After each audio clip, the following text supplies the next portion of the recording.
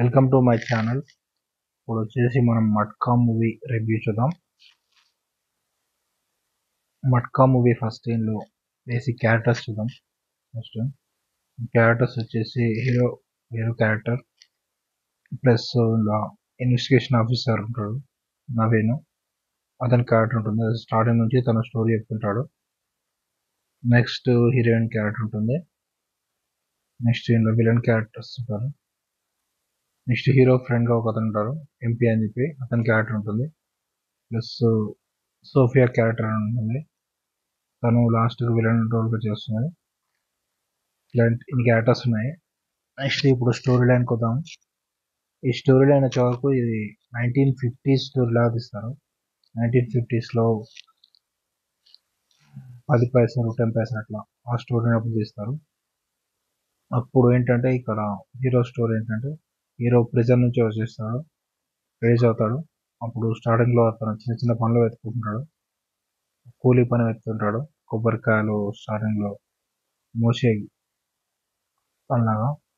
అక్కడ అతనికి ఆ షాప్కి ఫైట్ పని ఉంటుంది. ఆ ఫైట్ చేసి తన షాప్కి పార్ట్నర్షిప్ అవ్వాలని చెప్పి అంటాడు. అక్కడ నుంచి తను స్టార్ట్ అవుతుంది జర్నీ. అయితే ఇంకా అక్కడ కొన్ని విలన్స్ రౌడీలు ఉంటారు, ఆ రౌడీలతో ఫైట్ చేయడం, అట్లా ఇంకా ఆ గ్యాంగ్కి కొంచెం పెద్ద అవుతాడు. ఆ చిన్న చిన్న బిజినెస్ చేస్తుంటాడు. నెక్స్ట్ తను ఒక ఫ్రెండ్ దొరుకుతాడు, అతనితో కలిసి బిజినెస్ చేద్దాం అనుకుంటాడు, పార్ట్నర్షిప్. అయితే తను ఒక ఫ్యాక్టరీ పెడదాం అనుకుంటాడు, బట్టల ఫ్యాక్టరీ అందుకు. అప్పుడు అక్కడ హీరోయిన్ పరిచయం అవుతుంది, కొన్ని సాంగ్స్ కూడా ఉంటాయి. ఏదైనా ఫ్యాక్టరీ పెడదామని చెప్పి ముంబైకి వెళ్తాడు. స్టోరీ లాగా నడుస్తుంటుంది. అయితే ముంబైలో అతనికి ఇంకో ఆలోచన వస్తుంది, ఫ్యాక్టరీ తనకు వీలు కాదు. అయితే అదే బెట్టింగ్ గురించి, దాన్నే మట్కా అని పేరు పెడతాడు. బెట్టింగ్ గురించి ఇలా మట్కా బిజినెస్ స్టార్ట్ చేద్దామని అనుకుంటాడు. అది స్టోరీ మొత్తం ఇంకా మట్కా గురించి ఉంటుంది. ఈ మట్కా బిజినెస్ ఏంటంటే ఇంకా తను 2 నెంబర్స్ తీసుకుంటాడు, 6 నెంబర్స్ ఉంటాయి.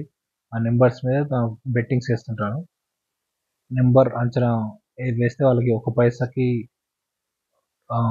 డబుల్ 4 టైమ్స్, ఒక పైసాకి 1 రూపీకి 6 రూపీస్ అని చెప్పి, 2 గెలిస్తే 2 రూపీస్కి 20 రూపీస్ అని చెప్పి అట్లా బిజినెస్ చేస్తాడు. మట్కా బిజినెస్ అది స్టార్ట్ చేస్తాడు.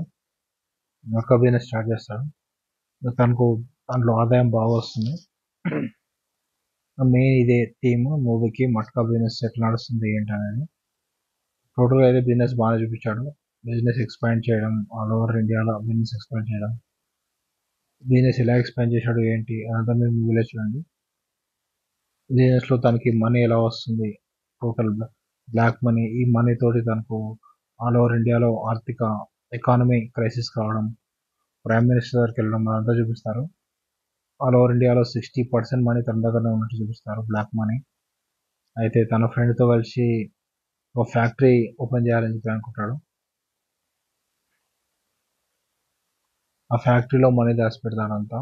అది వచ్చేసి కూలింగ్ ఫ్యాక్టరీలో మనీ ఉందని తన ఫ్రెండ్ కూడా తెలియదు. లాస్ట్గా అదంతా తెలుసుకుంటారు. క్లైమాక్స్ బాగుంటుంది, ఆ మనీ మొత్తం ఏం చేశారు ఏంటి అనేది. ఫైట్ సీన్స్ అన్నీ బాగానే ఉంటాయి. టోటల్గా మూవీ అయితే పర్లేదు, బాగానే ఉంటుంది. మట్కా ఓల్డ్ 1950s కాలం నాటి అలా అప్పుడు ఎలా ఉంటుంది ఏంటి అలా చూపించారు. Please subscribe to my channel to see the movie reviews. Varun Tej acting కూడా బాగానే ఉంది. ఛానల్లో మీ రిమైనింగ్ మూవీ రివ్యూస్ ఉంటాయి, చూడండి.